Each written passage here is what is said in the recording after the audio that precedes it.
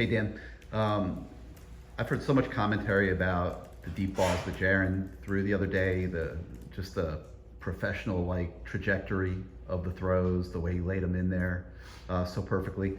Is that a byproduct of stuff that you've worked with him on the practice field? I mean, it's not something that we've really seen so much of out of him before Saturday. Have you seen it a lot? Or? Yeah, I think that's a good question. I think Jaron has really improved as a quarterback over the last couple months. And actually last week we had a moment where I was showing him on film and how different his lower body and his footwork were, how much more improved it was. And Kosi as well.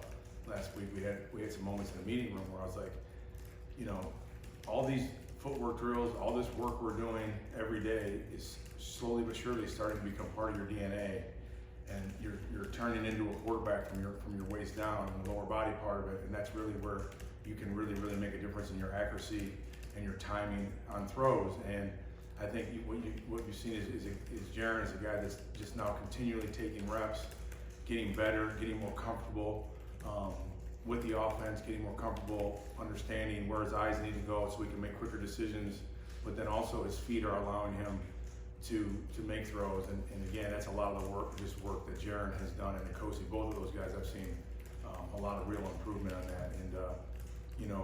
And then both those deep balls he hit, like the first one, there was a few things involved in that. And again, there's, in my opinion, there's no great call ever. There's only just great execution of the call, and that was a perfect example of that. Jeff Thomas had a great release off the line of scrimmage, and then he, as Coach Stubblefield, our receivers coach, does a great job with these guys. He re-verticaled the route, and then he stuck the route at the top, and he was able to gain some separation then on the deep throw. So that was the first thing.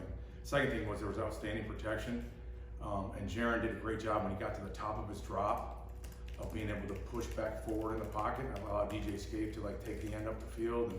And so anyway, there was a lot of great execution on that play, but Jaron's feet and his lower body and the way his pocket posture on that particular play really helped him make that throw. And then the second one was obviously a tremendous route by D.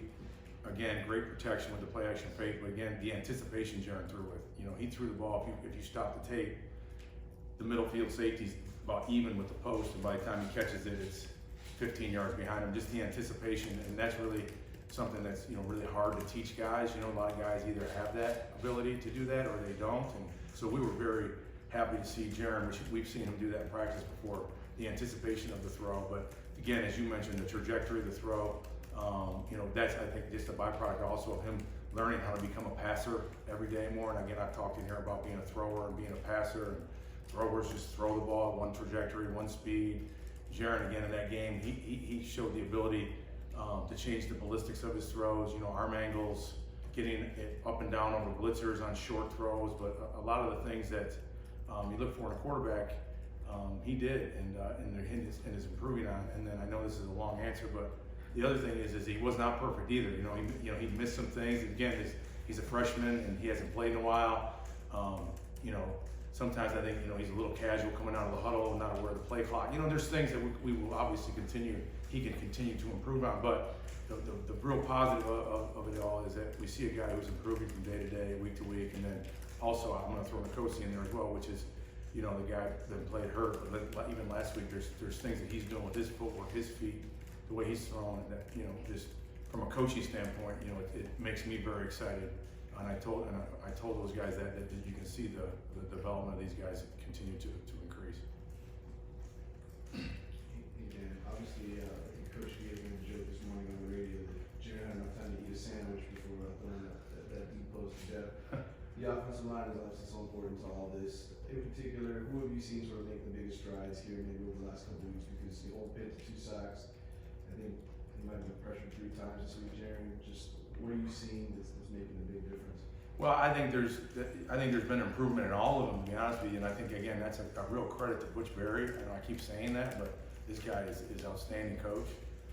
The techniques, the fundamentals, but then also the ability that he has to get these guys to play hard and with toughness. But they've all improved really. But I will say, Zion Nelson in particular is again looking much more comfortable out there. I mean, that's hard. That's hard, tough sledding, and we went through some early rough times. Florida, he got run by a little bit, And there's growing pains, as we know, and I think what you're seeing now is a guy that's gaining confidence, and he's getting coached every day. The reps are starting to add on, and again, that was an investment that we made as a staff, that we're going to invest in this guy, and we're seeing it pay some dividends now. But all of them are improving, but I could say in particular Zion has been really nice to see.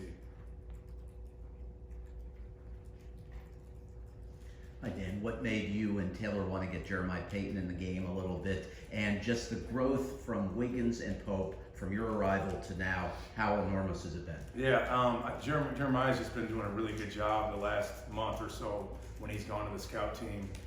The defensive coaches have raved about his effort and his playmaking ability and how difficult it is for them to cover him over there.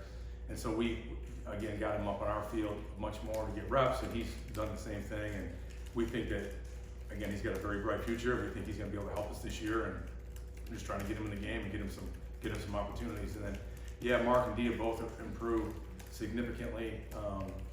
Mark was really having a kind of a big breakout day against, I think, Bethune, and he got hurt in that game and he missed some time, with an injury, and he's battled back. And I think he's starting to get more comfortable with everything now, and that's exciting to see. But like D. Wiggins played his best game Saturday, and not just because of the post. Like, we ran an out route, great technique, stuck the route at the top. He caught that arrow route on third down, ran north, got us into a fourth and short. Just the post was really, really good. The way he's blocking on the perimeter, and both those guys have improved. D, in particular on Saturday, really, really played his best game, and you can just see again the growth and how, I think, the comfort level that he's starting to have within the offense. And when you break the huddle and you're not sure where to line up, it's hard to play. And he doesn't have to do that anymore. And now he's able to focus more on the details of how he wants to do things and how Coach Stubblefield wants him to do things. And techniques and fundamentals are getting better. And again, I think he's got a very, very bright future. Both those guys do, Mark and D. Dan, do you feel like you had your best game as a play caller with Miami on Saturday? And is that also by part of just everything else you talked about, offensive line, blocking well, and To be honest, no. I mean, I'll be perfectly honest. I come out of every game and I'm very critical of myself all the time about I wish I would have done that, wish I would have done this, and I look at it a certain way. But to be honest with you, I always just try to do the very, very best that I possibly can and try to make the best decisions that I can. And again, I said that earlier, and I really believe this after somebody said to me the other day, like, great call. I'm like, that really wasn't a great call. It was great execution of the call, and I really believe that. I mean, because a lot of times I think we have the perfect call for the perfect structure of a defense, and we drop a pass, or the right guard gets beat, or you know what I'm saying, and you're like, that was a great call, but everybody thinks the call stunk because it didn't work. You know what I mean? So I know I'm not answering your question, but I try to do everything I can. I don't put too much stock in that, like, what a great call. I'm like, I'm trying to put our guys in the best position for success. I also try to make sure that I'm making the proper adjustments during the game, like being able to, like, as the game flows, take advantage of a way they're playing a formation, playing a personnel grouping. And that comes from input from the box, it comes from input from the coaches, it comes from input from the players in the field. And so really, I really am the most critical of myself of how did we adjust during the game? Did we make the necessary adjustments? And I really hate it when I watch the film that night or the next day, and if there was something like, oh man, we didn't see that, and that could have helped us get this or do that. That's really when I'm most critical of myself. So a couple more questions.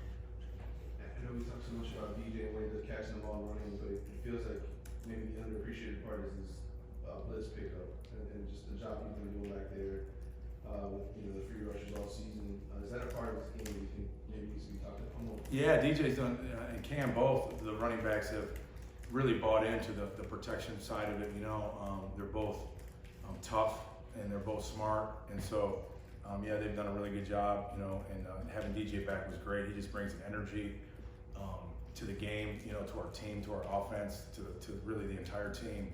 But yeah, he's a complete back. I mean, I've been around guys, some really, really good backs over the years, and some guys don't get real excited about pass blocking, to be quite honest with you.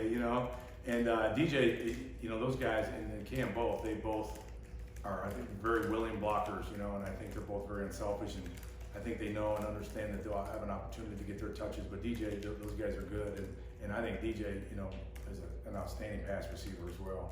And you know, on that 1 third down, they got called back. But you know, great catch in the flat and made a guy miss, and you know, just the things he does with the ball in his hands. And he's a complete guy. He can run routes, he can block, and he can run the ball between the tackles. Anything else, Coach? Yeah. Brevin, I know we ask you about him every single week. I think he might have left the game hurt. I'm just wondering kind of what his status is this week and the tight end position overall. I mean, you continue to try to get Will involved and just kind of spreading the love around a little bit for guys. Yeah, Brevin, I think is we'll find out. I think he's day to day, so we'll find out a lot more tomorrow. But obviously, we're very hopeful he'll be able to play. And yeah, Brevin had another good game. He does everything. Caught the ball, blocked. You know, and then when he went out, though, I will say Will Mallory and Michael Irvin did a really good job in their blocking. And I don't think they had opportunities for any catches, but we're not. You know, we use both those guys on routes. We don't have any reservations about using either one of those guys in the pass game. And then even Brian Plendy came in and did some stuff in our 22 personnel package and did a really good job of blocking at the point of attack as well. So really happy with Brevin. Obviously, we think he's a difference maker, but those other guys continue to come along, and you know, and Michael Irvin have a role. Did a good job. We feel very comfortable putting him in, and then you know, with the emergence of Plendy here a little bit too, we can use him in some certain situations as well. Great. Thank you, Coach. Thank you. Thank you.